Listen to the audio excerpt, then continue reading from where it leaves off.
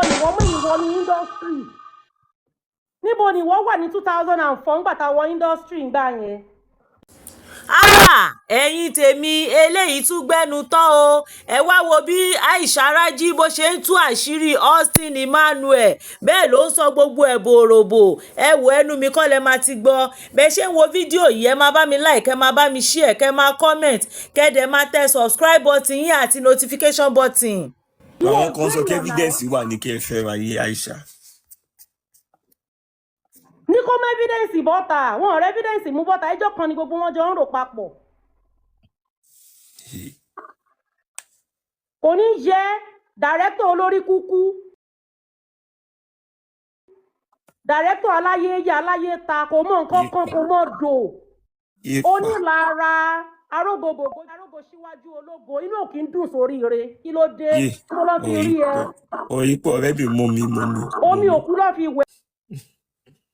Sọ́mi òkú ló fi wẹ̀ ẹ́ ni, kí ló fẹ́ gangan lọ́wọ́ mi náà torí mi ò understand. Kí máa sáré àná. Ọwọ́ ìtẹ̀lẹ̀ lèmi tẹ̀ ṣe ń sọ. Ó ní HIV. Alárùn. Ṣé kí wọ́n fọwọ́ ìwà alárùn ni? Kí ló dé? Gbogbo àtọ́ ń bá mi ṣiṣẹ́ náà mi ò ṣiṣẹ́ kí n ṣòwò jèrè. O tún bá fojú ọwọ́ ṣiṣẹ́ bọ̀ ẹ̀yìn ọwọ́ ni mo máa fi ń dànù. Kò ní yẹ́sẹ̀. Ẹ̀yin tèmi òṣèrébìnrin tí a mọ̀ sí Aisha Raji ó ti jáde wá tú àṣírí Austin Emmanuel ó tú fáráyé gbọ́. Ẹ̀yin yẹn wá wàhálà ńlá kan ló ṣẹlẹ̀ báyìí. Ẹ jẹ́ ká gbọ́ látẹnu Aisha Raji lórí live court yìí ó ṣe lórí ètò yìí pẹ̀lú Akeem.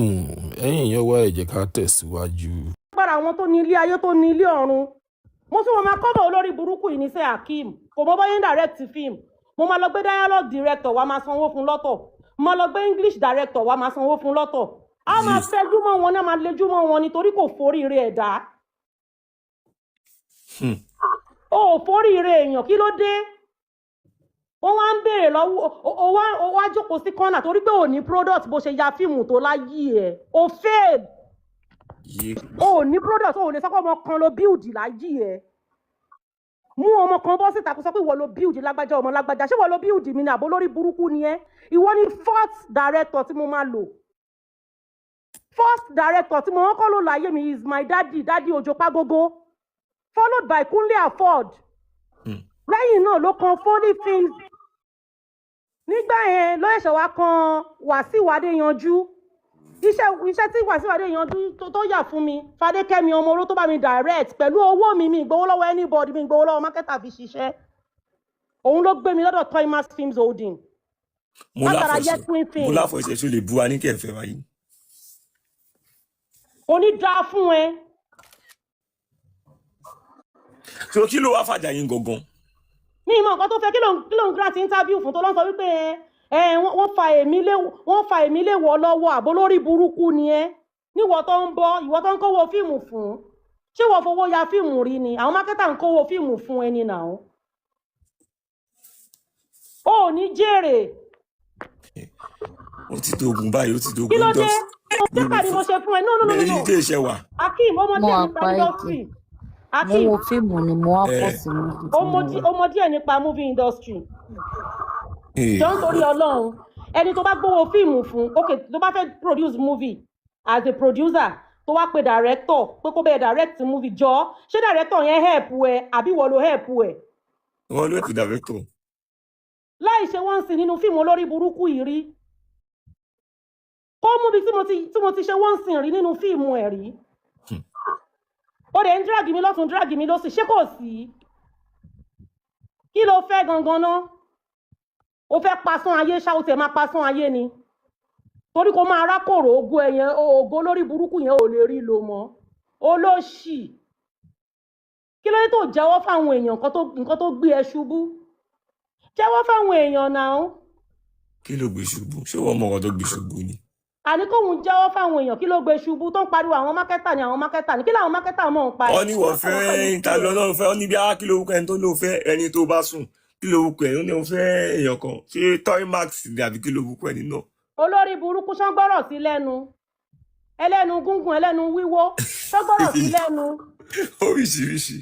onírùngbọ̀n yọlọyọlọ aṣièrè ẹni àìjírí ẹni àìjíkò ṣé mo àwọn onífìmù yìí ti ń sẹ́yìn request. ṣé mo pè ẹ́ jókòó mo sọ fún ẹ wípé mi àti Toymas ní nǹkan kan papọ̀. Ó lágbára. Yínká kó ní ọ̀rẹ́ mi. Ọ̀gá mi. nǹkan pọ̀. Bí sísítà mi ṣe wà. ọkọ mi báwo ni. Oh my love ìfẹ́ ayé mi. bó o ní ọ̀gá ẹ̀ bínú lọ́wọ́ ẹlẹ́lẹ́jà. ó gbà mí lọ́wọ́ olórí burúkú ológo àná yìí. Ó gbádùn ní sámi tí kọ̀ọ̀gá mi ní èkè kí ló ń ṣe ẹ̀. ó dẹ̀ ń ẹ bẹ̀rẹ̀ jọ̀ọ́ ṣé láìfù onífíìmù Baby Jane náà onífíìmù gbogbo onífíìmù ṣe send request báyìí kí ló ṣẹlẹ̀. A gbúdọ̀ gbọ́ sílẹ̀ yìí kò gbúdọ̀ kọjá. Jẹ́jẹ́ mi ni mo wà ní comment section tí mò ń rẹ́rìn-ín o mi ò send request o jẹ́jẹ́ mi mo wà comment section tí mò ń rẹ́rìn-ín o jẹ́jẹ́ mi mo wà o mi ìfẹ́ kí rẹ́kọ̀dù. Mary Jane wo ni jẹ́jẹ́ mi. ẹ jàdí ó ti balẹ̀ jẹ́ ó ti fọ́ gbogbo ẹ̀ lójú o. Ó ti di wọ́wọ́. mi ò ṣe wọ́n sì nínú fíìmù ẹ̀rí náà ebi ni mò ń promote ẹ̀wọ́ kọ́ ló ń promote mi náà. irọ́ ni. mo promote mi náà ẹni kó lọ mú ní gbogbo àwọn fíìmù tó lóun yà mí ìkúkú jókòó wo fíìmù ẹ̀rí ẹni kó lọ mú gbogbo àwọn fíìmù tó lóun yà rí láyé ẹ̀ ìgbà tó ń lé mi kiri mo ní kó má lé mi kiri mo ní boyfriend àgbà tó dàrin mi àti boyfriend mi yẹn rú lólórí burúkú tẹ́kọ́ ilé àtọ̀nù ẹ̀ máa dàrú yẹn. Toro orí mọ́tò boyfriend mi lọ́wọ́ mi mo dẹ̀ sọ mo lèmi kọ́ ni mo ní mọ́tò mi ò kí ń parọ́ mi ò ń lo fake life. mo ní ká yọ taṣọ àti bàtà àti àwọn makeup kit tó wà nínú mọ́tò ebi kọ́ ni mo ní mọ́tò tó bá yẹ pé nǹkan torí tó ń ranjú mú ẹ nìyẹn kó o ti rí babe. ẹlẹ́gbọ̀n mo busy báyìí mo ń ṣe nǹkan lọ́wọ́ mo ṣe nǹkan lọ́wọ́. tó bá wá ní family problem tó ní family issue ṣọ́ ní kò fèmí kọ́ bọ́dì ni ṣé mi ò sọ fún ẹ ṣé mi ò sọ fún ẹ kó má fi mí dalé ẹrú mo sọ fún náà. tó sọ pé ìwọ ló ń fẹ́ kí ìwọ ló fẹ́ ṣe second wife. kò ní ra gbáfẹ́ni tó bá sọ bẹ́ẹ̀ kò ní ra wo fún máa ṣe second wife ẹni tí ò lówó lọ́wọ́ ẹni tó ń gbé sílé wọ́n gbalé fún ni náà. yé pa. wọ́n gbalé fún wọ́n ṣe wedding fún ni bó ṣe wà kò ná wọ́n náírà ṣe wedding gan pa. ọwọ́ yìí pọ̀ yé pa báwo ló ṣe mọ gbogbo ẹ̀. ẹni tí ò mọ nǹkan táwọn ọmọ ẹ̀ ń jẹ sẹ́ẹ̀ akíìmù. ọwọ́ yìí pọ̀. ó bó ṣe fẹ́ torí níjọ́ tó lọ grant interview náà gbogbo ṣòkòtò ẹ̀ báyìí ó làálẹ̀ ni ṣòkòtò ti bẹ́. yé aṣièrè. Ẹ má pa mí. olórí burúkú tó tó. Yínká àgbẹ̀ ẹ̀ ṣe mí ikọ̀ òdúrìwọ̀ kúkú ń gbé lọ́gán tó dé lọ́mọ wa gbé ẹ lé. Òtí kan téèyàn lè fèmí ṣe o. lọ́gán tó dé lọ́mọ wa gbé wọn lé tó ti gbọ́. Ó yẹ kó bèbí láti bẹ̀ kó jẹ́ ó yà mú tì síbẹ̀. Kí ni mo sọ ṣé mo sọ̀rọ̀ ni? lọ́gán tó dé lọ́mọ mú ẹ. Ṣé mo kọ́ tiẹ̀ wá mú mi ilé mi ṣé mo sọ̀rọ̀ ní ẹgbàá mi ò sọ̀rọ̀ o. má dá kíìmù lóhùn. Kí ni tèmi pẹ̀lú anybody? Àgùntàn tèmi ò máa jẹ́ lábẹ́ anybody iṣẹ́ ọwọ́ mi máa bèbí jẹ́ kiri. ó wá ní pé kó wá product ò rí product ẹjọ́ ṣé mo ṣe kúrò lọ́ndà ẹ̀ rí ni ṣé mo jọmọ kákọ̀sí ẹni mi ì jọmọ kákọ̀sí ẹ mi ò ṣe kúrò lọ́ndà ẹ̀ rí mi ì ṣe makeup lọ́ndà ẹ̀ rí mi ì ṣe continuity rí mi ì bẹ̀bẹ̀ fúnṣẹ́ ẹ̀ rí funny enough ìyẹn ló tún funny jù láyé yìí tó bá ń ṣiṣẹ́ òun ṣiṣẹ́ ẹ̀ nìyẹn nínú gbogbo àwọn fíìmù ẹ tó ti jáde sẹ́yìn ológo àná fíìmù ẹ tó ti jáde sẹ́yìn ó yá kó ogun wọn bọ́ta kó mú tí ẹ̀ mú pósítà bọ́ta tábọ̀. Mr. White lọ viral Mr. White. ẹni ò rí bí ẹ̀yin lẹ̀ ń rí i torí ó ní sítórì kan ṣoṣo ni sítórì kan ló máa ń kọ káàsì kan ló máa ń lò. àwọn fans ẹ ló bring it down not me and not so many marketers. ṣé aláyé sọ pé ìwọ ló bring òun down ni.